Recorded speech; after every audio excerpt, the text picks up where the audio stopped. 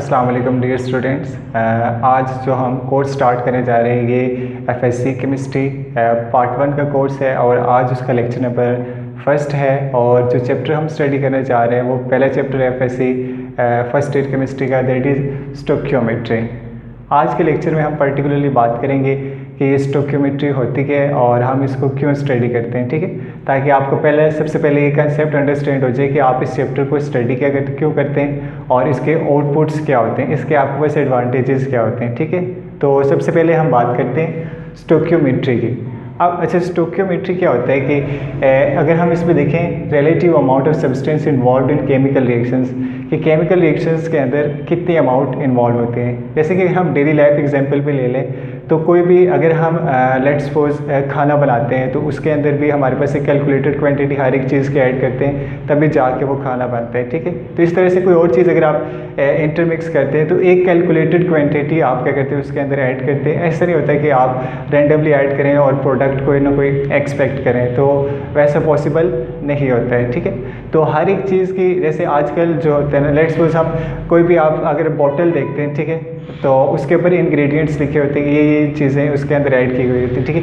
अगर हम मेडिसिन्स की बात करें तो मेडिसिन्स के ऊपर आप देखते हैं कि इसके अंदर इतने % ये वाली चीज़ ऐड की हुई, इतने % ये वाली चीज़ ऐड की हुई। तो मतलब हर एक चीज़ की जो होती है ना एक कैलकुलेटेड क्वांटिटी ऐड की जाती है।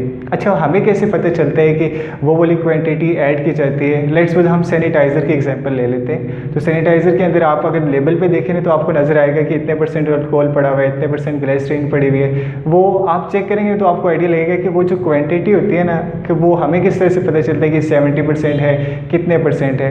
तो वो बेसिकली जो केमिस्ट्री की ब्रांच डील करती है उससे, जिस पे हम कैलकुलेटेड क्वांटिटी केमिकल कैलकुलेशंस की बात करते हैं, वो होती है स्टोक्योमेट्री, ठीक है। तो हर एक चीज़ जो होती है ना वो कैलकुलेटेड क्वांटिटी में जब आप यूज़ करते हैं तो रिजल्टिंग में आपके पास डिज़ायर्ड प्रोडक्ट जो आप चाह रहे होते हैं वो ऑब्टेन होते हैं, ठीक है।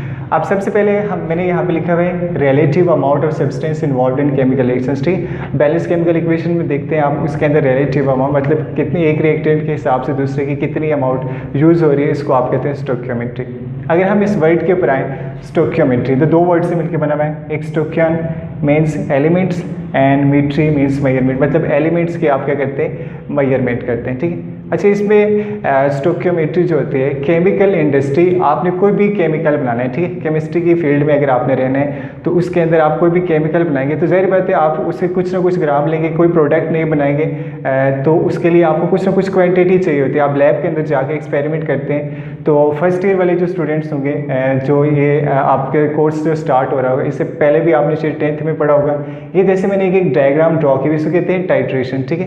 तो टाइट्रेशन के अंदर बेसिकली क्या होता है, एक ब्यूरेट होती है, एक कॉनिकल फ्लास्क होते हैं, तो यहाँ पे ये इसका कंट्रोलर होता है। तो आपके एक कैलकुलेटेड क्वांटिटी इसके अंदर ऐड करते हैं, ठीक है। तो वो जो अमाउंट होती है, कितनी अमाउंट आपने ऐड करनी है, वो कैलकुलेट करके आप उसके अंदर क्या करते हैं, वो ऐड करते हैं। तो ये जो कैलकुलेशंस होती हैं, ठीक है, ये हाईली इंपॉर्टेंट होती है केमिस्ट्री के अंदर, क्योंकि अगर ज़रा से भी कोई रॉन्ग कैलकुलेशन आ जाती है तो कोई ना कोई उसके साइड इफ़ेक्ट्स होते हैं, कोई डिज़ास्टर भी हो सकता है अगर केमिस्ट्री के अंदर आप यूज़ करते हैं। जैसे अगर फायरवर्क्स की बात करें, ठीक है, फायरवर्क्स में क्या होता है कि आप कैलकुलेटेड क्वांटिटी में वो केमिकल यूज़ करते हैं, तो अगर वो केमिकल एक्सीड करते हैं तो एक्सप्लोजन हो सकता है, ठीक है।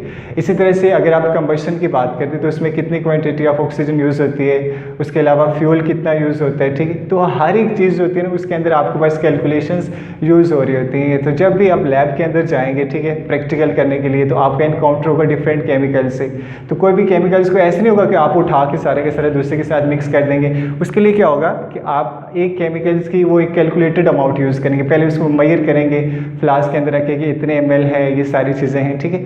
तो वो जो ml होता है वो जो सारी आपको कैसे पता चलता है कितने ml ऐड करने हैं, तो उसके बैकएंड पे जो केमिस्ट्री इन्वॉल्व होती है वो कौन सी होती है, स्टोक्योमेट्री होती है, ठीक है। अब स्टोक्योमेट्री मैंने एक एग्जांपल दिया जैसे फायरवर्क्स की होती है, उसके अलावा आपके पास इंजीनियरिंग फील्ड के अंदर भी बहुत सारी जो केमिकल इंजीनियरिंग होती है उसके अंदर इंडस्ट्रियल प्रोडक्ट्स जो आपके काफ़ी ज़्यादा यूज़ होते हैं, ठीक है। जैसे सल्फ्यूरिक एसिड, आप में से फेमिलियर होंगे उसे, उसको किंग ऑफ केमिकल्स कहते हैं। उसको कैसे बनाते हैं, मतलब जितने भी केमिकल्स बनते हैं ना उसके लिए आपको कुछ अमाउंट चाहिए होती है कि हमने इतनी अमाउंट ऐड करनी है इस केमिकल की, इतनी अमाउंट ऐड करनी है दूसरे केमिकल की, तो रिजल्टिंगली हमारे पास प्रोडक्ट बनेगी। तो वो जो अमाउंट होती है ना कि आपको कैसे पता चलेगा कितनी अमाउंट ऐड करनी है, वो थ्रू स्टोक्योमेट्री आप क्या कर सकते हैं, फाइंड आउट कर सकते हैं, ठीक है।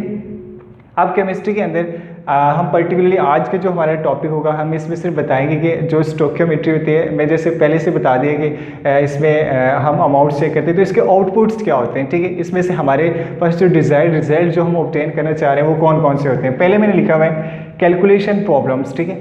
तो जब तक आपको पता नहीं होगा कि आपने कितनी अमाउंट एक केमिकल की मिक्स करनी है दूसरे केमिकल के साथ, तो आपके पास प्रोडक्ट बन ही नहीं सकती। कैलकुलेशन प्रॉब्लम्स जो होती हैं, ठीक है, कैलकुलेट कैसे करना है आपने, ठीक है।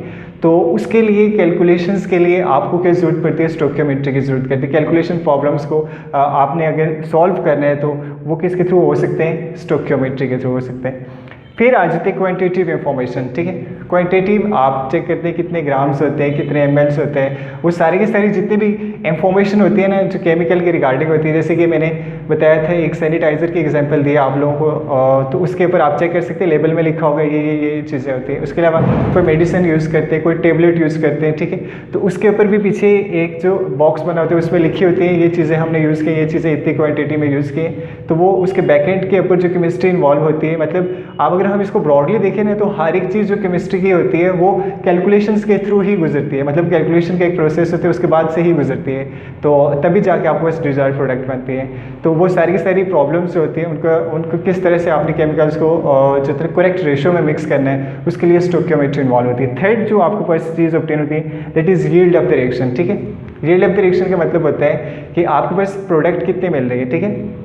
तो उसके लिए आपको पता होना चाहिए आप रिएक्टेंट्स कितने ऐड कर रहे हैं, ठीक है। तो रिएक्टेंट्स में से आप चेक करते हैं कि हमने ये रिएक्टेंट इतने ऐड किया है, ये इतना ऐड किया है, तो इसकी वजह से इतनी एक्सपेक्टेड प्रोडक्ट आने चाहिए, ठीक है। ये यील्ड्स के टॉपिक के अंदर जाके हम इसमें डिटेल में डिस्कस करेंगे कि एक एक्सपेक्टेड होती है और एक एक्चुअल होती है।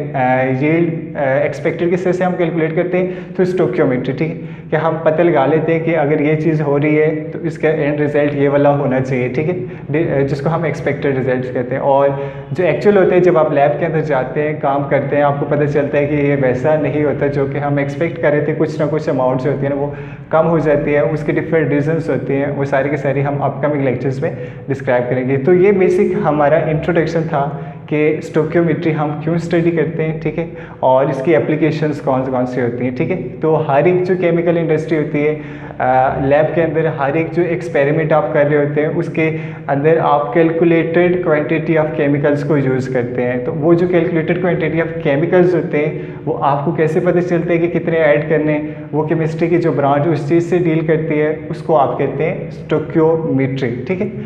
फर्दर इस टॉपिक रिगार्डिंग अगर आपको कोई भी क्वेश्चन है तो आप कमेंट सेक्शन में पूछ सकते हैं। अभी हमने क्योंकि एक सीरीज ऑफ लेक्चर स्टार्ट किए हुए हैं तो आपने कनेक्टेड रहना है हमसे अपकमिंग लेक्चर्स के लिए। Thanks for watching.